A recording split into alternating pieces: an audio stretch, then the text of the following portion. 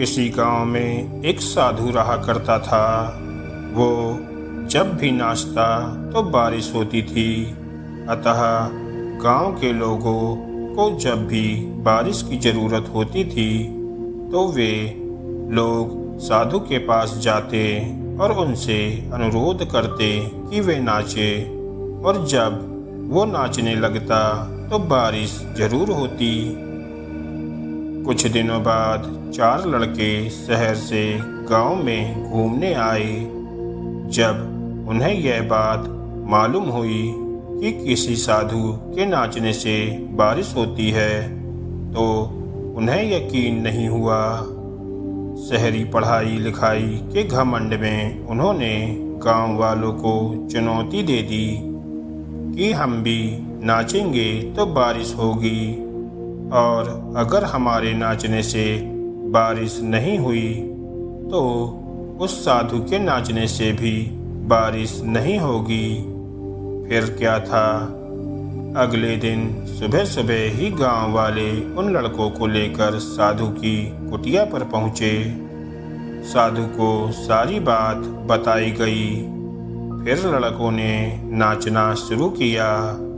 आधे घंटे बीते और पहला लड़का थक कर बैठ गया, पर बादल नहीं दिखे।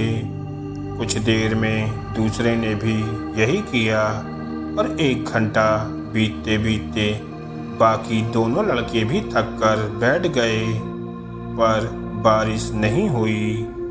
अब साधु की बारी थी। उसने नाचना शुरू किया। 1 घंटा बीता, बारिश नहीं हुई। साधु नाचता ही रहा।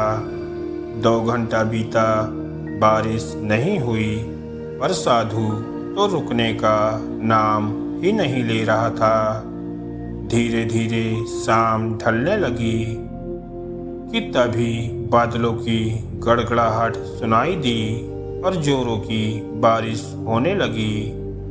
लड़के दंग रह गए और तुरंत साधु से क्षमा मांगी और पूछा, बाबा भला ऐसा क्यों हुआ कि हमारे नाचने से बारिश नहीं हुई और आपके नाचने से बारिश हो गई?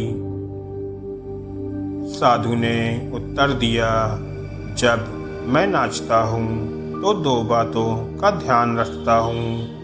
पहली बात, मैं ये सोचता हूँ कि अगर मैं नाचूंगा तो बारिश को होना ही पड़ेगा, और दूसरी यह कि मैं तब तक नाचूंगा जब तक कि बारिश ना हो जाए। फ्रेंड्स, सफलता पाने वालों में यही गुण विद्यमान होता है।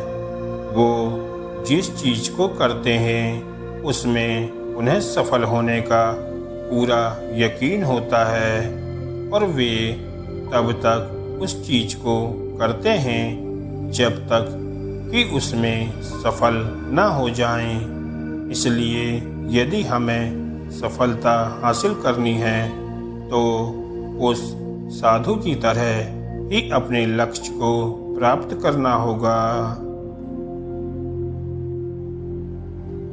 धन्यवाद दोस्तों।